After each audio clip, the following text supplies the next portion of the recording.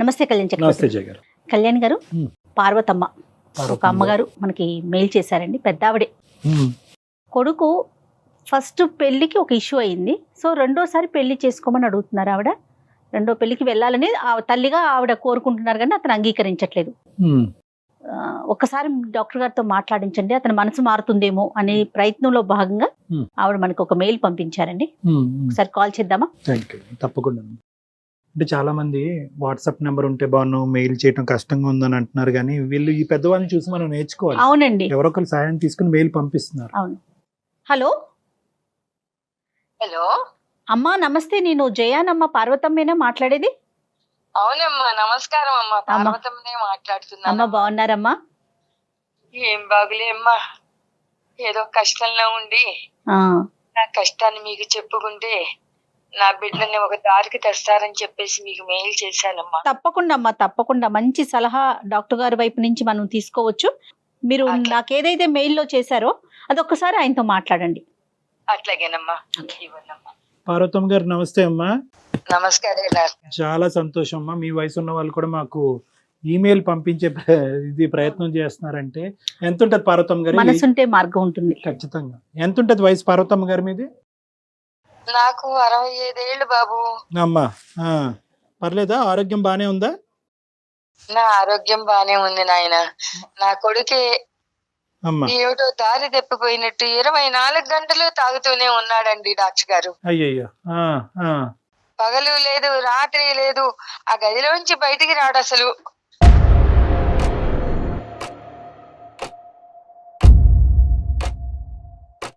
ఎప్పుడు చూసినా తాగుడే. తాగుడికి బానిస అయ్యాడు. 2 సార్లు బయటకు వస్తాడండి. పొద్దున కూడా మందు తెచ్చుకోవడానికి ఒకసారి వస్తాడు. అమ్మా అది అయిపోయిన తర్వాత మళ్ళీ సాయంకాలం పూట వెళ్ళి ఇంకో బాటిల్ తెచ్చుకోవడానికి వస్తాడండి.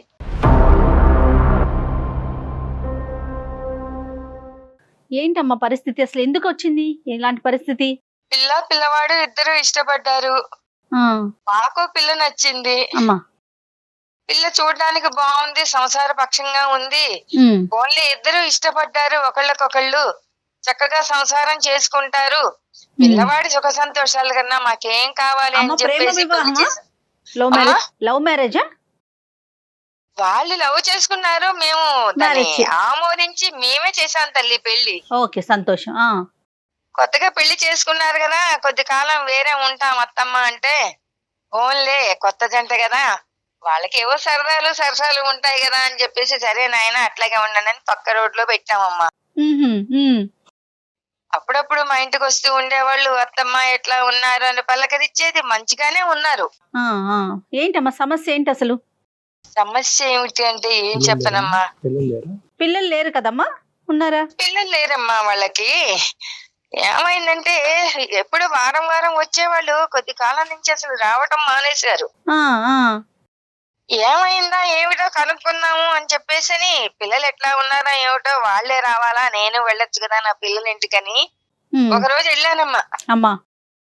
తలుపు తీసేప్పటికి గుండె జల్లు మంది. హాల్లో చూస్తే 5-6 మగవాళ్ళు ఉన్నారమ్మా.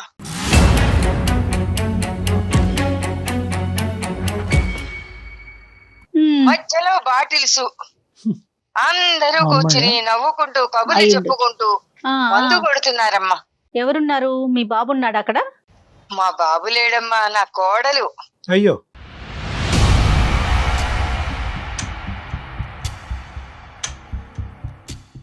ఒక్కసారిగా ఉలిక్కిపడి చూసి నన్ను చూసి, తలుపు కొట్టి రావాలని తెలియదా అని చెప్పేసి ఒక్కసారి నా మీద విరుచుకు పడిందమ్మా.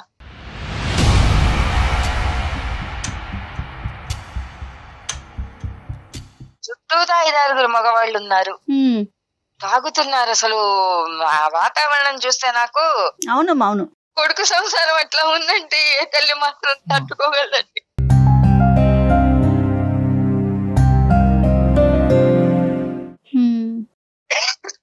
బాధపడకండి అమ్మా, బాధపడకండి, మీరు పెద్దవారు. గుండె చెదిరిపోయిందండి.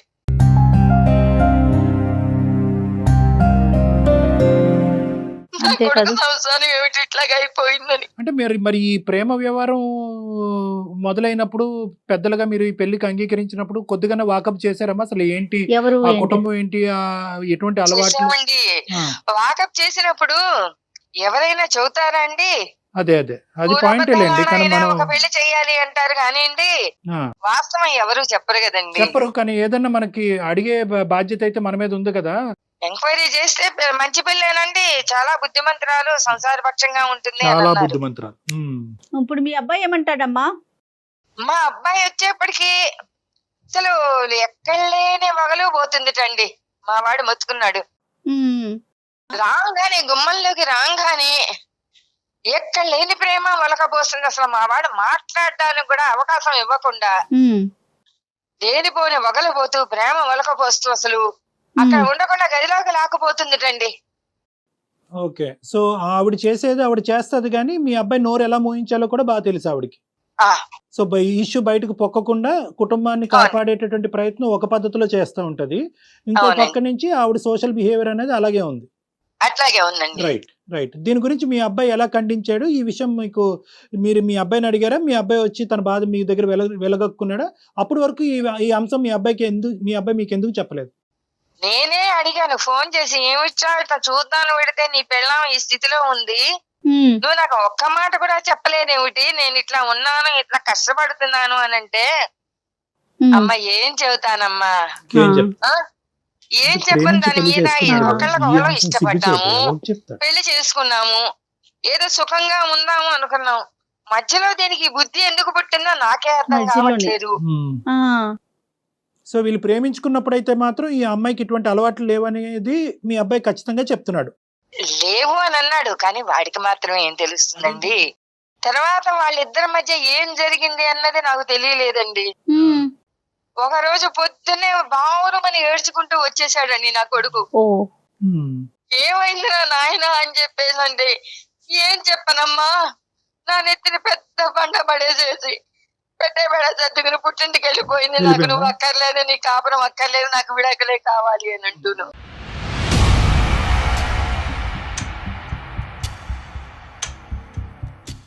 సరే, నా కొడుకు కూడా పిచ్చి వెధవల్లే మారిపోయాడమ్మా. ఉమ్, ఉమ్. తాగుడు ఎక్కువైపోయింది, ఏం చెయ్యాలో తెలియలేదు. ఈ అబ్బాయి తాగుతున్నాడు ఇప్పుడు. ఆ, ఇప్పుడు మొదలు పెట్టాడు. అదే కదా, 2 సార్లే బయటకు వస్తున్నాడట, అదే. బాటిల్స్ కోసం మాత్రమే అని చెప్తున్నారు ఆవిడ. ఉద్యోగం ఏమి వెళ్ళట్లేదమ్మా అతను? పూర్తిగా మానేశాడండి, అసలు వీధి ముఖమే చూడట్లేదు. బయటికి అయ్యో, రామ. చుట్టాల ఇళ్లలో పెళ్లిళ్ళు పేరెంటాలు అయినా కూడా నేను రాను, నువ్వు పో, నేను బయట మొహం చూపించలేను అని చెప్పేసి అంటున్నాడు.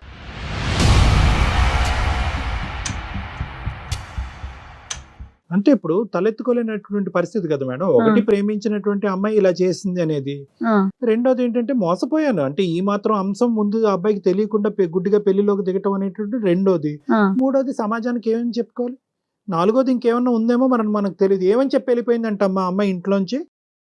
ఆ విషయం నాకేం చెప్పలేదండి, అదే అర్థం కాని పరిస్థితి అండి. నీకు దాంతో తెలియదు. పిచ్చేదవై తాగేస్తున్నాడండి మందు, సరే. తిండి కూడా తింటలేదు, గదిలోంచి బయటికి రావట్లేదు. అమ్మా ఈ వయసులో ఏం చెయ్యాలో తెలియక గుండెలు పార్వతమ్మ గారు బాధపడుతున్నారు. ఒక్క నిమిషం ఓపికగా వినండి. నేను అనేది ఏంటంటే ఈ రోజు మీ అబ్బాయి యొక్క పరిస్థితి అందరికీ అర్థం కానటువంటిది ఏం కాదు. బహుశా ఆ అబ్బాయి స్థానంలో ఎవరున్నా కూడా ఇదే విధంగా రియాక్ట్ అవుతారేమో. తాగుతారా లేదా అన్నది వేరే విషయం, కానీ ఇదే విధంగా రియాక్ట్ అవుతారేమో అన్నది మనం చెప్పుకోవాలి. ఎందుకంటే కనుక అన్ని విధాలుగా మోసపోయాడు. ఈ రోజు ప్రేమించాడు, అవునండి. ఈ అబ్బాయి తప్పు ఉందా లేదా అన్నది తీసి పక్కన పెడితే కనుక ఆ అమ్మాయి ఈ విధంగా వ్యవహరిస్తూ ఆ అమ్మాయి సంతోషాలకి సుఖాలకి అలవాటు పడి ఈ రోజు ఈ అబ్బాయిని వదిలేసి బయటకు వెళ్ళింది. ఇప్పుడు కష్టపడి తల్లిదండ్రులను ఒప్పించి పెళ్లి చేసుకున్నాడు. మీకేం చెప్పుకోవాలి, మీరు ఆల్రెడీ మనస్తాపకు గురయ్యారు, మీకు వయసు మీద పడింది. సో ఆ అబ్బాయి ఒక పద్మవ్యూహం అనేటటువంటి దాంట్లో చిక్కుకుపోయాడు ఈరోజు ఆ బాధల్లో. సో కాబట్టి ఈరోజు మనం ఏం చేయాలి అంటే కనుక మనం కొద్ది మనోధైర్యాన్ని సంపాదించుకుని మనం నిలదొక్కుని ఆ అబ్బాయి ధైర్యాన్ని నింపేటటువంటి ప్రయత్నం చేయాలి, కానీ మనం విరిగిపోకూడదు. ఇది చాలా క్లిష్టమైనటువంటి పరిస్థితి. బాబు ఎక్కడున్నాడమ్మా, మేము మాట్లాడేదానికి అవకాశం ఉందా? ఇక్కడే ఉన్నాడండి, నేను అక్కడికి ఎన్నో సార్లు చెప్పి చూశానండి.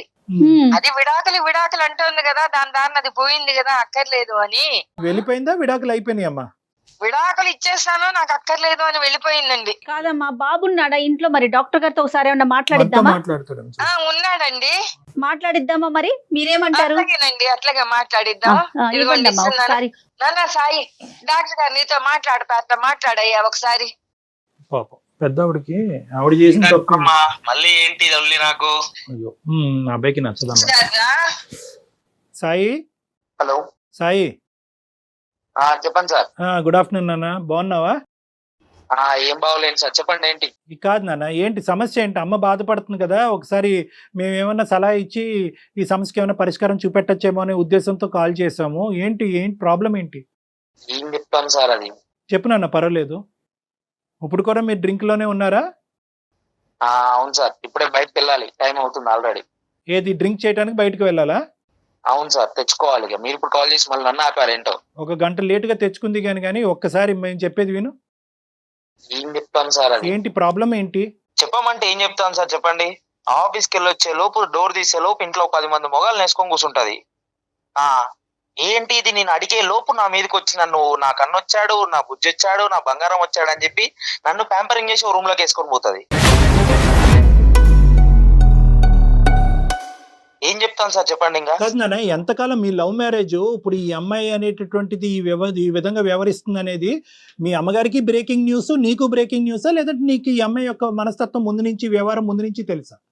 లేదు సార్, యాక్చువల్ అది నా మీద మోజుతో చేసిందో, ఎలా అది దాన్ని ప్రేమ అంటారో, దాని మీద ప్రేమ అంటారో ఏమంటారో నాకు తెలియదు సార్. సో ముందే నువ్వు బురదలో కాలేసావు. ఓకే, అంటే సో నీకు క్లారిటీ లేదు ఎంతకాలం ప్రేమ ఇది? నేను గత 4 సంవత్సరాల నుంచి ప్రేమిస్తున్నాను సార్. 4 years ప్రేమలో ఈ అమ్మాయి వ్యవహారము, అలవాట్లు మీకు తెలియదు. పెళ్ళైనటువంటి దగ్గర నుంచి ఈ అమ్మాయి ప్రవర్తన ఇలాగే ఉందా? సడన్ గా మధ్యలో స్టార్ట్ అయిందా? ఈ స్నేహితులు ఎవరు ఈ మగవాళ్ళు? ఆఫీస్ వాళ్ళ, లేదంటే ఇరుగు పొరుగా, చైల్డ్హుడ్ ఫ్రెండ్సా, ఎవరు వీళ్ళు? లేదు సార్, ఇప్పుడు చూసా నైట్ 1 గంటలకి 2 గంటలకు ఫోన్లు వస్తుంది, బయటకు వెళ్ళిపోతాయి. ఏమన్నా అంటే ఫ్రెండ్ అంటది, పక్కన మొగుడు ఉన్నాడని కూడా పట్టించుకోదు. ఫ్రెండ్ కాల్ చేస్తాడు, నేను పోవాలంటది.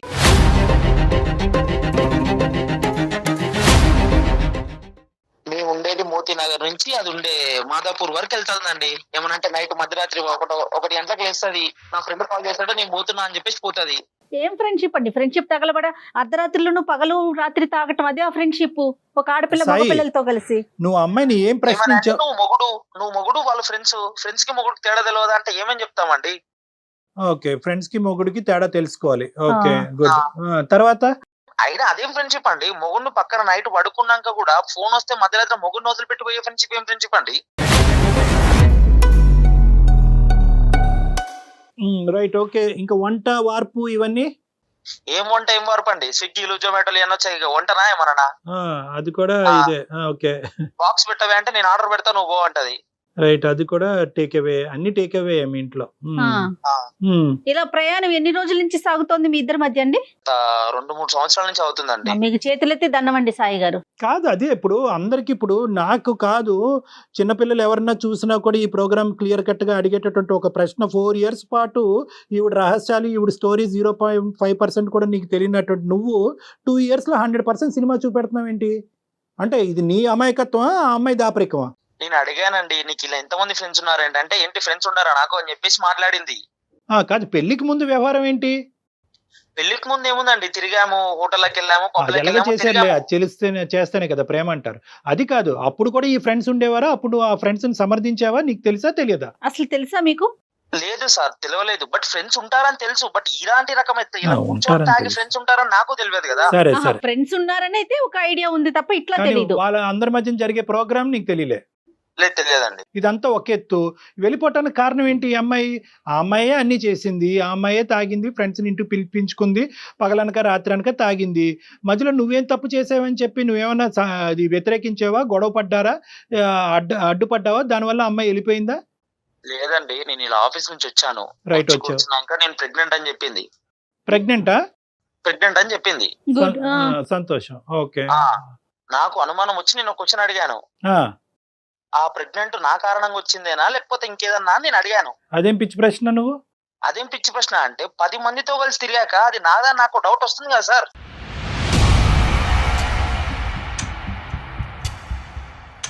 సరే నాన్న, ఇప్పుడు ఒకటి ఇక్కడ 2 అంశాలు. తాగింది లేదంటే ఇంకో పనులు ఏమైనా చేసింది, మగవాళ్ళని పిలిపించుకుని ఇంట్లో కూర్చోపెట్టుకుంది. నువ్వు ఆ ఇష్యూని మొదటనే అది తుంచేసి అది తీయకుండా ప్రెగ్నెన్సీ వచ్చిన తర్వాత ప్రెగ్నెన్సీ నా ద్వారానే వచ్చిందనే ప్రశ్న అనేటటువంటిది ఎలా అడుగుతావు? నువ్వు ఇలా ఈ వ్యవహారం నడిపిస్తే కనుక నాకు కుదరదు, ఇది ప్రేమ కాదు, ఇది పెళ్లి కాదు, ఇందులో నీతి లేదు, న్యాయం లేదు, నీ దారి నీది, ఇది మానుకోకపోతే కనుక ఐ డోంట్ వాంట్ యూ అని చెప్పి నువ్వు త్రెట్టేసరకుండా 2 years పాటు అలా ఓపికగా ఉండి ఇప్పుడు ప్రెగ్నెన్సీ వచ్చాక ప్రెగ్నెన్సీ నా ద్వారా వచ్చిందని నమ్మకం ఏంటి అని ప్రశ్నిస్తే కనుక ఇంకెలా ఉంటుంది పరిస్థితి? అది చేసే చేతన అలా ఉంది కాబట్టి నాకు నా అనుమానం వచ్చి నేను అడిగాను సార్. అడిగిన వెంటనే సరే, ఓకే, వెంటనే హాస్పిటల్కి వెళ్ళి అబార్షన్ చేసుకొని వచ్చింది.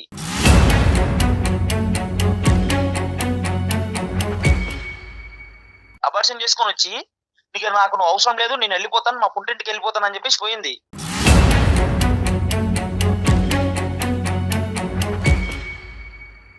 ఓ ఓకే, ఓకే, అబార్షన్ కూడా అయిపోయింది. ప్రెగ్నెన్సీ అవటం, నీకు చెప్పటం, నువ్వు అడగటం, ఆ అమ్మాయి అబార్షన్ చేయించుకోవటం, అన్ని ఫాస్ట్ డెసిషన్సే.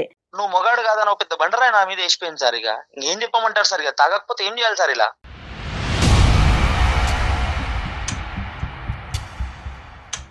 రైట్, ఓకే, అబార్షన్ అయితే చేయించుకుంది, నువ్వైతే మగాడు కాదు అనేటటువంటి అబాండం నీ నెత్తి మీద వేసింది. తర్వాత ఏమైందన్న?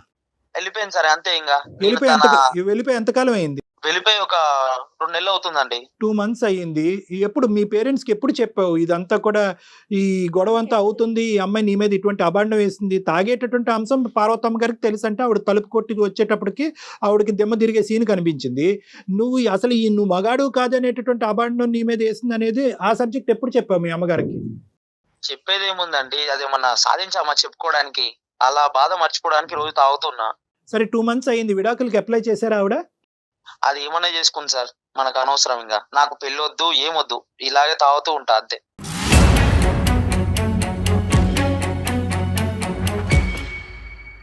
ఇప్పుడు ఆ అమ్మాయి వెళ్ళిపోయింది, ఆ అమ్మాయి సంతోషాలు సుఖాలు ఏమీ వదలలేదు.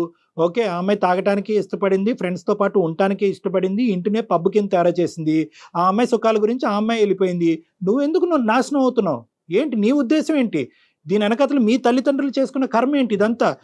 ఒక మొగాడికి అంత పెద్ద నింద వేసిపోయాక ఇంకా బాధ ఏంటి సార్? అంతకంటే ఇంకెక్కువ బాధ కావాలి? కాదు నాన్న, ఇప్పుడు ఆ అమ్మాయి ఏదో ఒక అబాండం వేసింది, నువ్వు దొంగ అంటే నువ్వు దొంగ అయిపోతావా?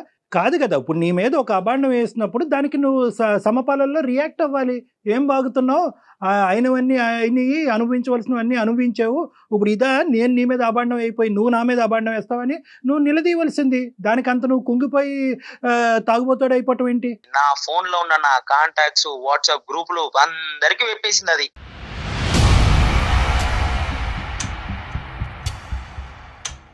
అందరికి మెసేజ్ పంపించిందా? అందరికి మెసేజ్ పంపించింది. ఇంటి పక్కన, ఇంటి ఎదురుగా అందరికి, బజార్లో అందరికి చెప్పేసిపోయింది, నా మొగుడు కాదు, పోతున్నా అని. సార్, పెద్దవాడికి తెలియదు పాపం. అయ్యయ్యో, పార్వతమ్మ గారు మీకు తెలీదా? నాకు తెలియదయ్యా, మీకు చెప్పేది. అయ్యో, నాకు చెప్తే నేను ఇరుగుగా ఏదో రకంగా సర్ది చెప్పుకుంటేదాన్ని కదా. నాకు తెలియకుండా ఈ భాగవతం అంతా నడిపారు ఇద్దరు కలిసి, కాపురం మీరు కాపురం అని చెప్పేసి.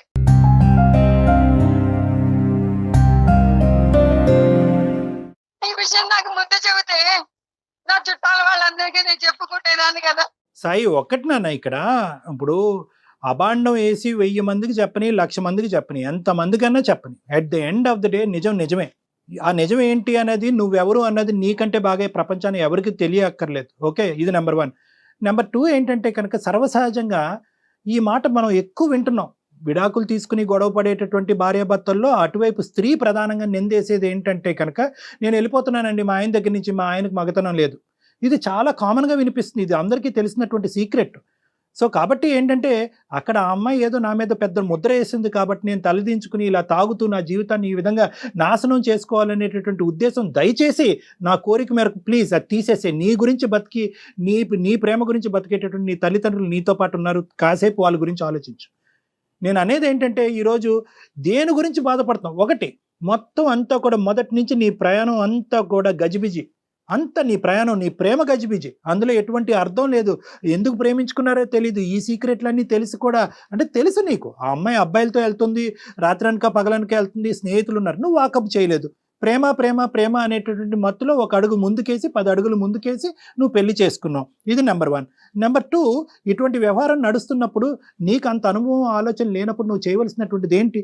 ఐదర్ వాళ్ళ పేరెంట్స్ కన్నా చెప్పాలి, లేదంటే మీ పేరెంట్స్ కన్నా చెప్పాలి. అది కూడా చెప్పలేదు. సడన్గా మీ అమ్మగారు చూశారు కాబట్టి ఈరోజు ఆవిడకి ఆ మాత్రం అన్నా తెలుసు, మాకు ఈమెయిల్ చేసి ఏమండి మా అబ్బాయి పరిస్థితి ఇలా ఉందని చెప్పి ఆవిడ కనిపించింది. ఇది వాస్తవానికి ఆవిడకి కనిపించిన నిజం కూడా 10%. అబార్షన్ అనేటటువంటి అంశం తెలీదు, నీ మీద ఇంత అబాండం వేస్తుంది అనేటటువంటి అంశం కూడా వాళ్ళకి తెలీదు. మరి అందరికీ మెసేజ్లు పంపించినటువంటి అమ్మాయి ఈరోజు మీ అమ్మ నాన్నకు కూడా ఎందుకు మెసేజ్ పంపించలేదు? లేదంటే మెసేజ్ పంపించింది వాళ్ళు చూసుకోలేదా? సో ఇలాంటి రకరకాల ప్రశ్నలు మీ మొత్తం ప్రయాణంలో ఉన్నాయి. అబాండం వేయకుండా ఇక్కడి నుంచి బయటకు వెళ్ళలేదు. ఎందుకంటే మీరు తిరిగి ఆ అమ్మాయి మీద ఇలా తాగి ఈ విధంగా అలవాట్లకు బానిసైనటువంటి వ్యక్తి ఈ విధంగా బయటకు వెళ్ళిపోయింది, ప్రెగ్నెన్సీ వచ్చి అబార్షన్ చేసుకుంది అనేటటువంటి అబాండం ఆ అమ్మాయి మీద పడుతుంది. కాబట్టి ముందొచ్చి ఆ అమ్మాయి ఏం చేసిందంటే నీ మీదే అబాండం వేసి బయటకు వెళ్ళింది. అసలు నేను చెప్పేది కూడా వినండి అయ్యా. చెప్పండి అమ్మా. ఆ అమ్మాయి అన్ని కూడాను జాగ్రత్తలు పడుతూ వీడు బాగా సంపాదిస్తున్నాడని చెప్పేసి వీడి సంపాదనకు ఆశపడి చేసుకుందని ఇప్పుడు నాకు అనిపిస్తోందమ్మా. అంతే. ఎందుకంటే ఆ అమ్మాయి మధ్య తరగతి కన్నా కూడా కొంచెం తక్కువ క్లాసు, ఆదాయం తక్కువ. మా అబ్బాయి చూస్తేనా నెలకు వచ్చేప్పటికి 60-70 వేలు సంపాదిస్తున్నాడు. ఏదో రకంగా జాబ్ చేసి వీడిని మోసం చేసి ప్రేమ అనేటువంటి ముసుగేసి పెళ్లి చేసుకుందాం. అక్కడ వరకు నిజమే పార్వతమ్మ గారు, అక్కడ వరకు నిజమే. అది నేను కాదు కదా, ఎవరైనా నమ్ముతారు. కానీ ముంచి పారేసింది. అవును, కరెక్టే. ఇప్పుడు నేనేమంటున్నానంటే 2 years ప్రయాణంలో ఈ అమ్మాయి ఇతను డబ్బులకే ఆశపడుతూ ఈ విధంగా వ్యవహరిస్తుందంటే ఏ మగాడు కానీ ఊరుకుంటాడమ్మా? ఎందుకు ఊరుకోవాలి? మీ అబ్బాయి నీతో పాటు ఉండను అనేటటువంటి అంశాన్ని మీ అబ్బాయి ఎందుకు పరిగణలోకి తీసుకురాలేదు? వాడి అతి మంచితనమే వాడిని ఈ రోజున ఈ స్థితికి తీసుకొచ్చిందమ్మా. అంటే తప్పులు చేస్తుంది ఆ అమ్మాయి అయినా కూడా తప్పులు బయట పెట్టి దీన్ని సరిదిద్దేటటువంటి ప్రయత్నం నువ్వు ముందుగానే చేస్తుంటే కనుక వ్యవహారం ఇంకో విధంగా ఉండేదేమో నాకు అనిపిస్తుంది. ఇంకా ఫర్దర్గా తప్పు చేసుకోవద్దు, నీ జీవితాన్ని పాడు చేసుకోవద్దు. ఇప్పుడు నువ్వు నాకు చెప్పవలసింది ముఖ్యమైనటువంటి అంశం, నువ్వు ఎందుకు తాగుతున్నావు? ఈ అమ్మాయి పరువు తీసిందని తాగుతున్నావా, లేదంటే నీ జీవితం పాడైపోయిందని తాగుతున్నావా? ఎందుకు తాగుతున్నావు? ఆ తాగుడికి నువ్వెందుకు బానిస అయ్యావు? ఆ అమ్మాయి తాగుతూనే ఆ విధంగా ఒళ్ళు జలధరింపు వచ్చేటటువంటి విధంగా ఉండే నువ్వు ఈ రోజు నువ్వెందుకు ఆ తాగుడికి బానిస అయ్యావు? నాన్న, బాధ మర్చిపోవటానికి తాగుడు మందా? ఏ టెక్స్ట్ బుక్ లో ఉందో చెప్పు. అదే మందు. నువ్వు మర్చిపోవటానికి తాగటం అనేటటువంటిది ఒక మందుగా పరిగణిద్దాము. నీ లివరు కిడ్నీ పాడయ్యి రేపొద్దున చచ్చిపోతే హాస్పిటల్ పాలైతే అక్కర్లేదా? ఒక భార్య వెళ్ళిపోయిందని చెప్పి ఒక కొడుకు లేనటువంటి సిచ్యువేషన్ తీసుకొస్తావా మీ తల్లిదండ్రులకి? ఇదేనా న్యాయం? దీని గురించేనా నీ తల్లిదండ్రులు నిన్ను పెంచి ఈ స్థాయి వరకు తీసుకొచ్చారు? అందుకని చెప్పి నేను మా ఇంట్లో కూడా చెప్పలేదు, నేను సొసైటీకి కూడా ఏం చెప్పదలుచుకోలేదు. తాగాలి, ఇంట్లో ఉండాలండి, అంతే.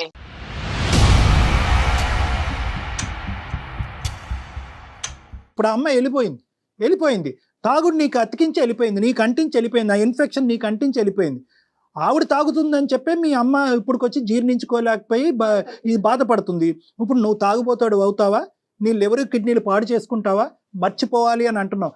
ఏం మర్చిపోవటానికి తాగుతున్నావు? ఏ టెక్స్ట్ బుక్ లో ఉంది తాగితే మర్చిపోతారని చెప్పి? ఎవరు చెప్పారు? ఇది సినిమా, ఇది జీవితం. ఇంకేం చేయాలి?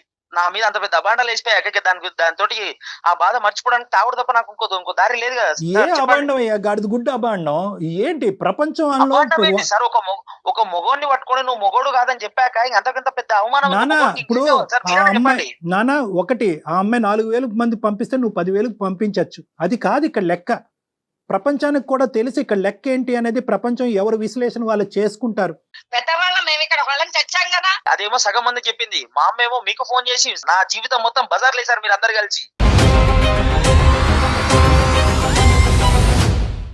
ఇప్పుడు నేను ఎలా ముఖం తిప్పుకోవాలి సార్ బయట? నాన్న, మేము బజారీలో వేయట్లేదు, మేము నీకు సర్ది చెప్పేటటువంటి ప్రయత్నం చేస్తున్నాము. బహుశా ఈ 4,000, 10,000, 20,000 మంది ఎవరికైతే కనుక ఆ మహాతల్లి పంపించిందో వాళ్ళందరూ కూడా ఈ ప్రోగ్రాం చూస్తే కనుక సాయి మగాడు అనేటటువంటిది అర్థం అవుతుంది. మేము మీకు సహాయపడుతున్నావా? మార్గం అది బుర్ర చల్లిపోయినప్పుడు ఆ బుర్రను కడుక్కోవాలి మనం ఏదో రకంగా చేసుకుని. ఇప్పుడు తెలిసిందిగా సమాజాన్ని అందరికీ చెబుతారని చెప్పేసి నేను ఆయనకు మెసేజ్ పెట్టాను. ఈరోజు నేనేదో నేను అల్లరి పెట్టానంటావేమిటి? లేదమ్మా, అబ్బాయి కొద్దిగా ఒక ఇమోషన్ లో ఉన్నాడు. ఆ అబ్బాయికి వాస్తవాలు అర్థం కావట్లేదు, జీవితం గురించి అర్థం కావట్లేదు. ఒక 10 నిమిషాలు వింటే కనుక ఇప్పటికైనా జీవితం బాగుంటుంది. అన్ని తప్పటడుగులే. నువ్వు 10 మందితో తిరిగిన ఆడదది, ఇది నా బిడ్డ, నేను ఇలా గర్వంగా చెప్పుకోగలుగుతాను. నేను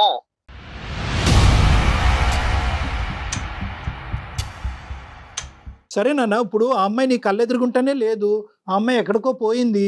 ఇప్పుడు నువ్వు తాగి నీ జీవితాన్ని పాడు చేసుకోవటం వెనకాతలు ఉన్న అర్థం ఏంటి? నాకు ఆ బాధ మర్చిపోవడానికి నాకు అది మంచిది అనిపించింది సార్. అందుకని ఉద్యోగం మానేసి పగలు రాత్రి అని తేడా లేకుండా తాగితే ఎలా సమస్యకి పరిష్కారం తిరుగుతామండి? దొరుకుతుందా? బయట ఆఫీస్కి ఎలా వెళ్తాము, బయటికి ఎలా తిరుగుతాం చెప్పండి? నువ్వు తాగి పిచ్చోడు అయిపోవటం అనేటటువంటిది ఆ అమ్మాయి ఎగిరి గంతేసి పండగ చేసుకుంటుంది. ఇప్పటికైనా కూడా నీ లోపల ఉండేటటువంటి పరిస్థితిని తిరిగి రాయటానికి ట్రై చేయి. తాగి నీ జీవితాన్ని నాశనం చేసుకోవటం కాదు. నువ్వు లేకపోయినా కూడా నేను బతకగలను, నువ్వు నన్ను మోసం చేసి వెళ్ళిపోయినా కూడా నేను ఒక మగాడిగా నేను ప్రూవ్ చేసుకోగలను అనేటటువంటి విధంగా నువ్వు ప్రూవ్ చేసుకో. అంటే ఇప్పుడు మీరు ఇంకో పెళ్లి చేసుకోమంటున్నారా సార్? నన్ను పెళ్లి చేసుకోమనట్లేదు, ఫస్ట్ ఈ అలవాట్ల నుంచి బయటపడమంటున్నాను, ఈ ఆలోచన నుంచి బయటపడమంటున్నాను. ఆయన అడుగుతామేమి ఇచ్చా, ముందు సమస్య పరిష్కారం గాని. ఆ అమ్మాయి వెళ్ళిపోయింది. ఇప్పుడు నీ జీవితాన్ని ఇప్పటికైనా కరెక్ట్ మార్గంలో బ్రతకడానికి ప్రయత్నించు. ఎందుకంటే నువ్వు ఇలా తాగితే కనుక, ఇలా తాగి ఈ విధంగా నీ జీవితాన్ని నాశనం చేసుకుంటే కనుక, ఎవరైతే ఈ నలుగురు మనుషులు ఉన్నారో నీ చుట్టుపక్కల, ఎవరికైతే ఈ అమ్మాయి ప్రచారం చేస్తుందో వాళ్ళందరూ ఏమనుకుంటారు, ఓ కరెక్టే ఈ అబ్బాయి తప్పుడుగానే ఉండేవాడేమో, ఈ అబ్బాయికి నిజంగా ఆ కెపాసిటీ లేదేమో, అందుగురించి ఆ బాధను దిగమించుకోవటానికి భార్య వెళ్ళిపోయిందనే బాధతో ఇప్పుడు తాగుబోతా అయ్యాడేమో అని చెప్పి నీకు తెలియకుండానే నీ అబద్ధాన్ని నిజం చేస్తున్నావు. సాయి, వింటున్నావు కదా? ఇప్పుడు ఏం చేయాలి సార్ చెప్పండి. ఫస్ట్ డ్రింక్ కి గుడ్ బై చేయి. నువ్వు తాగేటటువంటి అలవాటుకి గుడ్ బై చెప్పు. అది నీ జీవితానికి సమాధానం చెప్తాదనో, లేదంటే నీ బాధలను మర్చిపోయేటటువంటి విధంగా చేస్తుంది అనేటువంటి నమ్మకాన్ని నుంచి బయటికి రా. అది నీ జీవితాన్ని ధ్వంసం చేస్తుంది. చాలా థ్యాంక్స్ డాక్టర్ గారు, మా వాడికి ఈ రకంగా మంచిగా చెప్తున్నారు. సరిపోదమ్మా, కొంతవరకు అర్థమైందని నేను అనుకుంటున్నాను. ఇమీడియట్ గా తక్షణమే ఈ అబ్బాయిని నా దగ్గర తీసుకురండి.